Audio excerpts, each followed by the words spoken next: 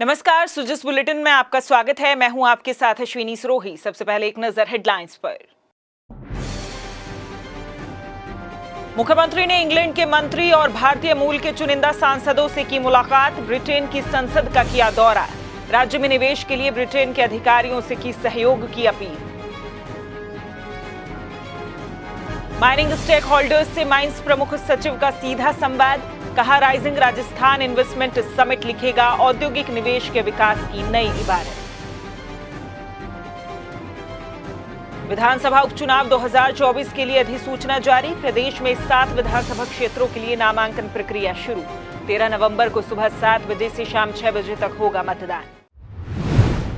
Europe की सबसे बड़ी अर्थव्यवस्था जर्मनी में निवेशकों से सफल संपर्क के बाद मुख्यमंत्री श्री भजनलाल शर्मा, उप मुख्यमंत्री दिया कुमारी और राजस्थान सरकार के उच्च स्तरीय प्रतिनिधिमंडल के अन्य सदस्यों ने गुरुवार को ब्रिटेन सरकार की मंत्री इंडो पैसिफिक क्षेत्र सुश्री कैथरीन वेस्ट के साथ मुलाकात की। इसके अलावा प्रतिनिधिमंडल के सदस्यों के साथ मुख्यमंत्री श्री शर्मा ने लंदन के पैलेस ऑफ वेस्टमिंस्टर में स्थित ब्रिटेन की संसद का दौरा किया और भारतीय मूल के चुनिंदा सांसदों के साथ बैठक की। इन बैठकों के दौरान मुख्यमंत्री ने राजस्थान में इंग्लैंड की कंपनियों द्वारा निवेश के लिए ब्रिटेन सरकार से सहयोग की अपील की और 9, 10 और 11 दिसंबर को जयपुर में आयोजित rising Rajasthan global investment summit 2024 में भाग लेने के लिए उन्हें आमंत्रित किया। इसके बाद मुख्यमंत्री श्री शर्मा के नेतृत्व में प्रतिनिधिमंडल ने सूचना और संचार प्रौद्योगिकी, हीरा निर्माण और ऑटोमोबाइल क्षेत्रों की यूके स्थित फर्मों से मुलाकात की और उन्हें प्रदेश में निवेश के लिए आमंत्रित किया। इसके अलावा प्रतिनिधिमंडल ने वॉन्डरलस्ट के अधिकारियों के साथ भी मुलाकात की और उनसे राजस्थान को एक प्रमुख पर्यटन स्थल के रूप में बढ़ावा देने के लिए आमंत्रित किया।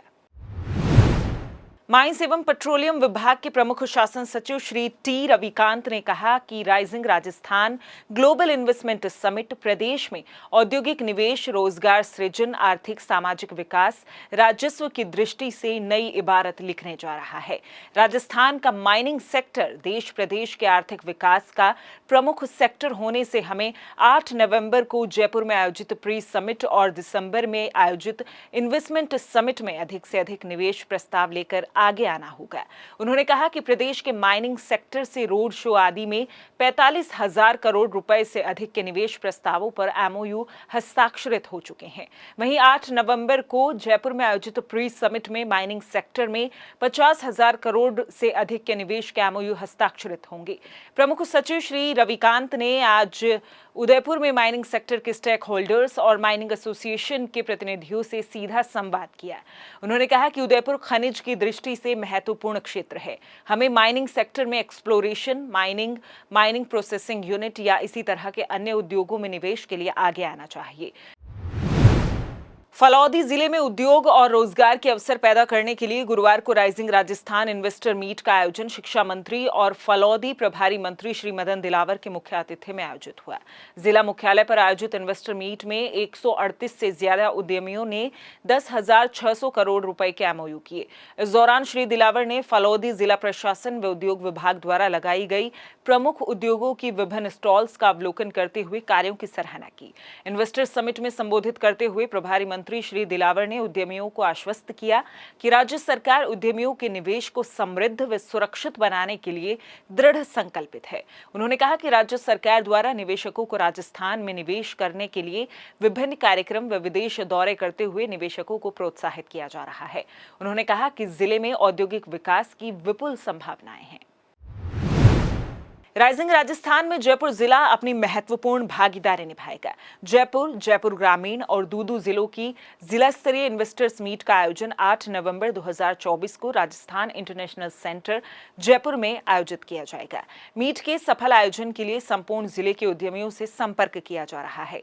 इसी कड़ी में गुरुवार को अतिरिक्त जिला मजिस्ट्रेट श्री आशीष कुमार की अध्यक्षता में औद्योगिक क्षेत्र के पदाधिकारियों और सदस्यों के साथ जयपुर में निवेश के संबंध में चर्चा की गई।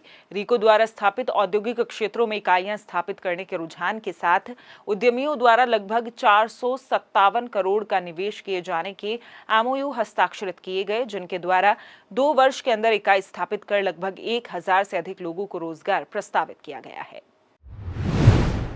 नगरीय विकास एवं स्वायत्त शासन विभाग के राज्य मंत्री श्री झावर सिंह खर्रा की अध्यक्षता में गुरुवार को जोधपुर विकास प्राधिकरण की विभागीय समीक्षा बैठक संपन्न हुई। बैठक में प्राधिकरण द्वारा किए गए विकास कार्यों की विस्तृत समीक्षा की गई, साथ ही उनके गुणवत्तापूर्ण और समयबद्ध निष्पादन की सराहना की गई। बैठक के दौरान जेडीए सचिव श्री भागीरथ बिश्नोई ने प्राधिकरण की तहसीलों, राजस्व ग्रामों, जोनल प्लान और संगठनात्मक ढांचे के बारे में एक संक्षिप्त विवरण प्रस्तुत किया। इस प्रस्तुति में प्राधिकरण की भूमियों का विवरण, औद्योगिक रोड नेटवर्क प्लान और प्राधिकरण की भूमि बैंक से संबंधित जानकारी भी साझा की गई।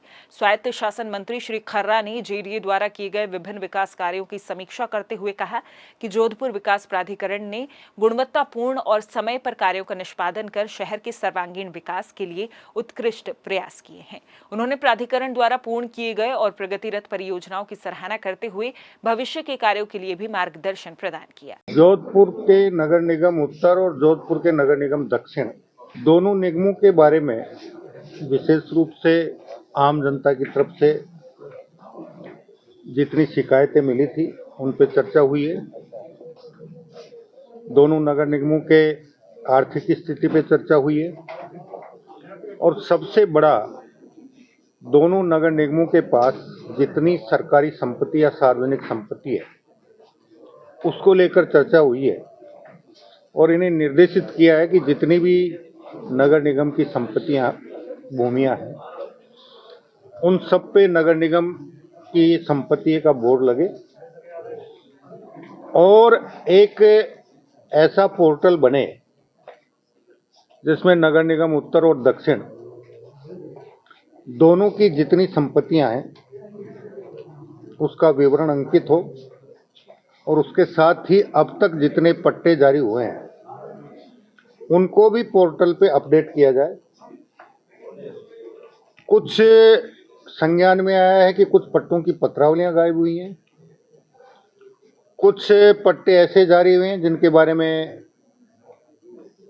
जिनके हस्ताक्षर उन पट्टों पे जारी करने से पूर्व हुए हैं वो ये कह रहे हैं कि हस्ताक्षर हमारे नहीं है। हमने आयुक्त को निर्देशित किया है कि इस प्रकार के जितने भी प्रकरण हैं उनको दिखवाकर भ्रष्टाचार निरोधक ब्यूरो या एसओजी जिससे भी वो उचित समझें कि इसकी जांच होनी चाहिए, पत्र लिखें और हमें सूचित करें ताकि उनकी जांच करवाकर दूध का दूध और पानी का पानी किया जा सके। भारत निर्वाचन आयोग ने राजस्थान विधानसभा की 7 खाली सीटों पर उपचुनाव के लिए अधिसूचना जारी कर दी है।